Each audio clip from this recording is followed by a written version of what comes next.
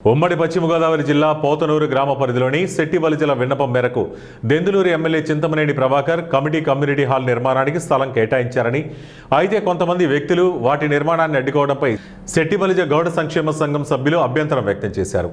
ఈ సందర్భంగా కుల సంఘ నాయకులు మోదుబరు బెజవాడ ప్రసాద్, నాగశ్రీ పద్మజ దంపతులు మీడియాతో మాట్లాడుతూ 2015వ సంవత్సరంలో పోతునూరు గ్రామంలో సర్వే నంబర్ 251 బైబీలో 160 ఎకరాల ప్రభుత్వ భూమిని కొంతమంది ఆక్రమించి నిర్మాణాలు చేస్తూ అందులో పంటలు పండిస్తున్నారని తెలిపారు. అదే స్థల పరిధిలో తమ కమ్యూనిటీ కొరకు హాల్ నిర్మాణానికి ఎమ్మెల్యే స్థలం మంజూరు చేశారన్నారు. అయితే ఆక్రమణదారులు కమిటీ హాల్ నిర్మాణాన్ని కూడా అడ్డుకోవడంపై వారు అభ్యంతరం వ్యక్తం చేశారు. కమ్యూనిటీ హాల్ నిర్మాణాన్ని కొనసాగించేలా అధికారులు చర్యలు తీసుకోవాలని, లేకపోతే ఆక్రమణ అంతా తొలగించి ప్రభుత్వమే ఆ స్థలాన్ని స్వాధీనం చేసుకోవాలని వారు డిమాండ్ చేశారు.